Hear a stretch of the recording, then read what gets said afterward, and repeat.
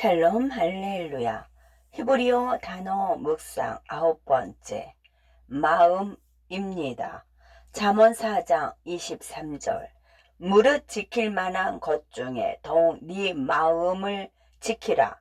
생명의 근원이 이에서 남이니라. 인간 마음에 상반되는 본성을 이해한 사람이 있다면 바로 솔로몬이다. 역사상 가장 현명했던 사람도 마음의 문제에 관해서는 꽤 어리석은 일을 저질렀다. 위의 구절을 썼을 때 그는 분명히 노인이었을 것이다. 왜냐하면 개인적인 경험이기 때문이다. 마음은 무엇인가? 이 구절을 연구하기 위해 우리는 먼저 마음이 무엇인지 이해할 필요가 있다. 여기에 사용된 단어는 마음을 뜻하는 가장 일반적인 히브리어다. 이 단어는 육신의 마음이나 생각, 추리, 판단, 의지, 계획, 애정, 사랑, 분노, 증오, 용기, 두려움, 기쁨, 슬픔, 삶과 같은 많은 것을 나타낸다. 이 모든 것의 공통점은 무엇일까? 바로 우리의 행동, 우리의 방향, 우리의 선택을 결정한다는 것이다. 우리의 마음을 하나님께 드린다면 우리는 무엇을 하는 것일까? 우리는 우리가 내리는 모든 결정과 인생에서 취하는 모든 방향에 대한 완전한 통제권을 그분께 드리는 것이다. 그분의 생각은 우리의 생각이 되고 그분의 추론은 우리의 추론이 되고 그분의 뜻은 우리의 의지가 되고 그분의 판단은 우리의 판단이 된다. 진정으로 하나님께 마음을 드리려면 그분의 마음을 알고 이해해야 한다.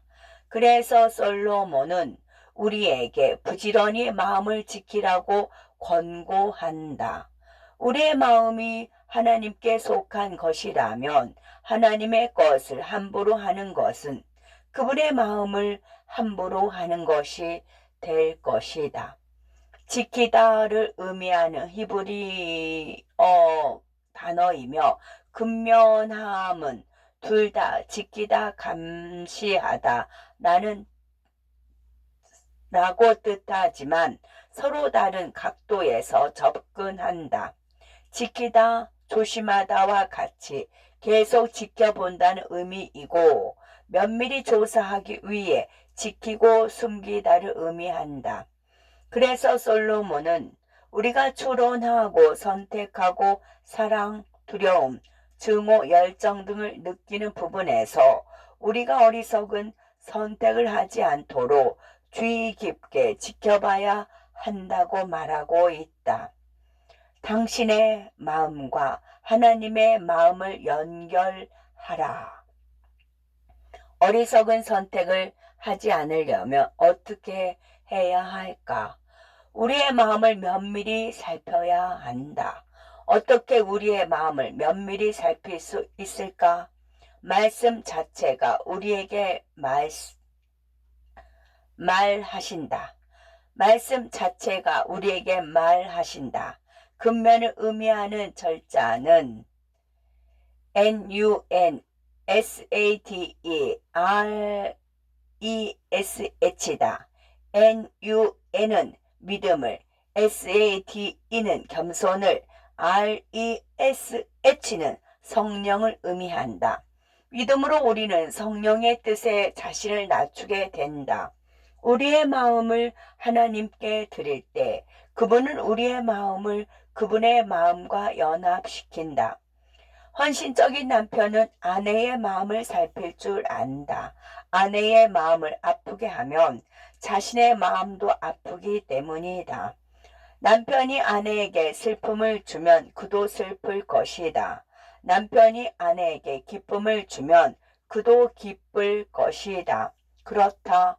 우리는 사랑하는 사람을 기쁘게 하려는 개인적 이익을 추구하지만 그것은 그 사람과 마음을 합쳤기 때문에 이기심은 아니다. 이기심은 다른 사람의 마음과 분리된 마음을 포함한다. 그러므로 남편이 아내의 마음을 살피는 것은 아내의 마음뿐 아니라 자신의 마음도 보호하는 것이다. 그러므로 남편이 아내의 마음과 합할 때 아내의 기쁨과 슬픔을 함께 느끼게 된다. 이처럼 우리도 하나님의 마음과 우리의 마음을 합할 때 하나님의 기쁨과 슬픔을 느끼게 된다. 우리의 마음을 살피는 것은 하나님의 마음을 살피는 것이다. 하나님의 마음을 지키는 것이 곧 우리의 마음을 지키는 것이다. 마음에서 생명의 근원이 남이니라. 이 구절은 번역하기 힘든 문장이다. 나오다의 히브리어는 YASTA로 계절, 특히 봄철을 뜻한다. 봄은 새로운 생명의 시간이다. 인생의 계절은 마음에서 나오기 때문이다 라고 말할 수 있다. 마음에 따라 계절이 겨울인지 봄인지가 결정된다.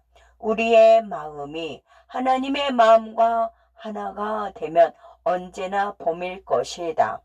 우리의 마음이 하나님의 마음과 하나가 되면 하나님이 기뻐하실 때 우리도 기쁘지만 하나님이 슬퍼하실 때는 우리도 슬퍼진다는 사실을 기억해야 한다. 결과적으로 우리는 하나님과 가까워질수록 슬픔으로 가득 찬 자신을 발견할 수 있다. 우리는 하나님께 더 가까이 다가갈수록 더 많은 기쁨과 평안을 느껴야 한다고 믿는 경향이 있기 때문에 이 말이 이해되지 않을 수도 있다.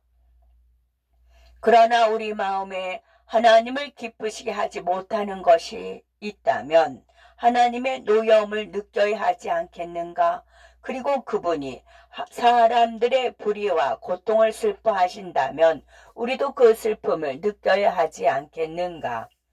우리는 하나님과 지속적인 관계에 있다는 사실을 잊는 경향이 있다. 그리고 모든 관계가 그렇듯 기쁠 때도 있고 슬플 때도 있다. 우리가 솔로몬의 조언을 따르거나 근면함으로 우리의 마음을 지키면 우리의 마음은 하나님의 마음과 연합되는 것이다. 우리의 마음은 항상 기쁘거나 슬프지는 않겠지만 하나님의 마음에 더 가까워질 것이다. 재능을 나누는 만족감. 온전한 겸손으로 마음의 깊은 상처를 나눌 수 있는 하나님이 계셨다. 그의 순전한 정직함이 하나님의 마음을 열었고 순전한 정직함이 하나님의 마음을 열었고 하나님은 고난이 그를 겸손에 이르게 하려 하나님의 마음을 알 수 있게 했다는 것을 깨닫게 하셨다. 당신은 하나님을 찬양하는데 무슨 문제가 있나요? 나는 내 하나님을 경배하고 찬양하는 일을 소홀히 한 것 외에는 아무 문제도 없어요. 끝.